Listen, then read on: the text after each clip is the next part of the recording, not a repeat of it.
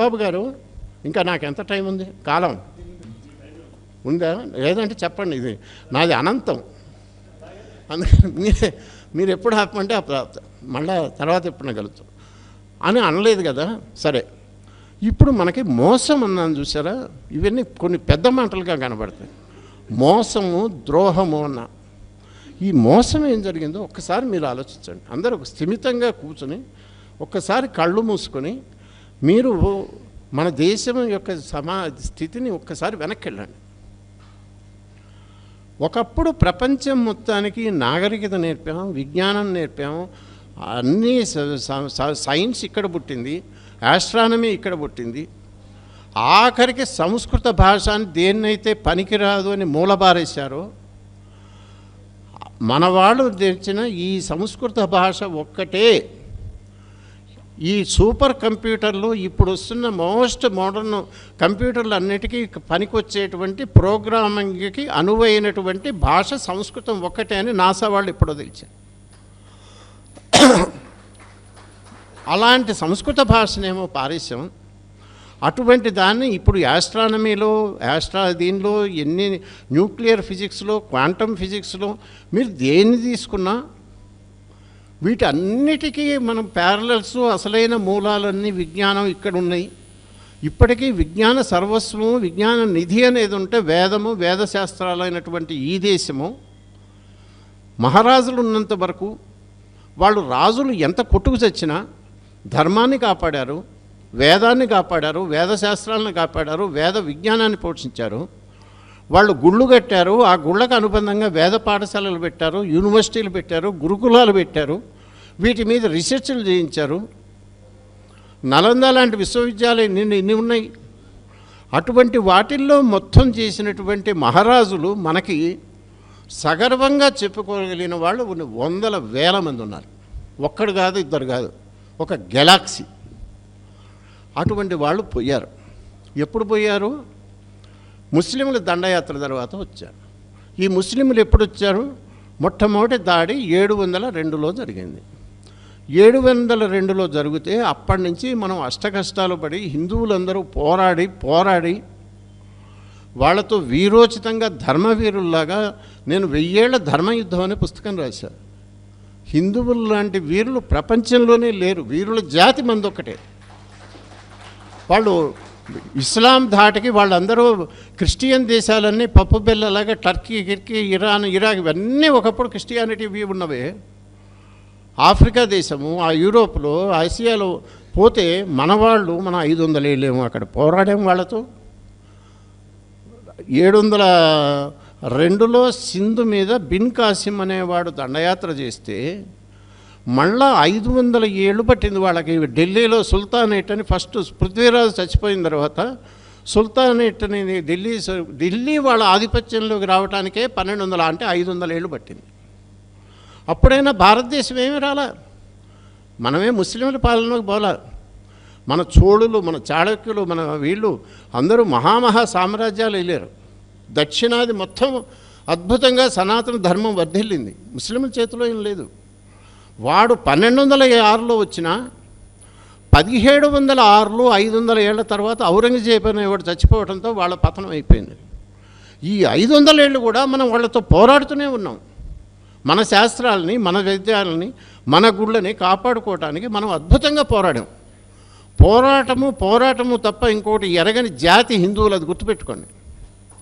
అటువంటి జాతిలో మనం పుట్టామే. 1700 ఏళ్ళు వాళ్ళు వచ్చిన తర్వాత వాళ్ళ పరిపాలనలో ఉన్న 500 ఏళ్ళ కనీసం 5 నుంచి 700 సంవత్సరాల పాటు వాళ్ళు గుళ్ళు కూల్చారు, బ్రాహ్మణులు మెడకాయలు కోసారు.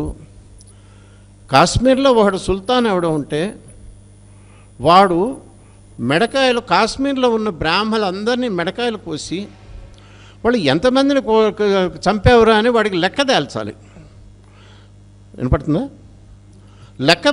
లెక్క తేవాలంటే ఇంతమంది ఈ డెడ్ బాడీలని అక్కడికి ఎట్ట తీసుకుపోతారండి? అందుకని వాళ్ళు హెడ్ కౌంట్కి ఒకటి పెట్టుకున్నారు. వాళ్ళ మెడలో జంజం ఉంటుంది కదా, ఒకటి మెడకాయ కోసారు ఒక బ్రాహ్మడిది, వాడు జంజం తీసి పక్కన పెడతారు. ఇలా చంపిన వాళ్ళందరి జంజాలు కలిపి తూచి ఇవాళ 3 మణుగులు 6 మణుగులు 10 కిలోలు 20 కిలోలు లెక్కలు పంపించేవాళ్ళం. అంటే ఎంతమంది చచ్చిపోయి ఉండాలి? ఒక్కొక్కడు ఎట్లాంటి వాడు, ఎలాంటి ఋషులు, ఎట్లాంటి మహానుభావులు, ఎలాంటి వీళ్ళని చంపారే. ఇంతమందిని మనం పోగొట్టుకొని ఇంత చేసినా పోరాడుతూనే ఉన్నారండి. అటువంటి పోరాట పటిమ ఉన్న హిందూ జాతికి మనం వారసులు. మనమే చేతకాని వాళ్ళు. ఇప్పుడు వచ్చిన ఈ పిచ్చి కులలు, పిచ్చి ఆశలు, పిచ్చి అభిప్రాయాలు మన మైండ్లన్నీ ఖరాబ్ అయిపోయి ఉన్నాయండి.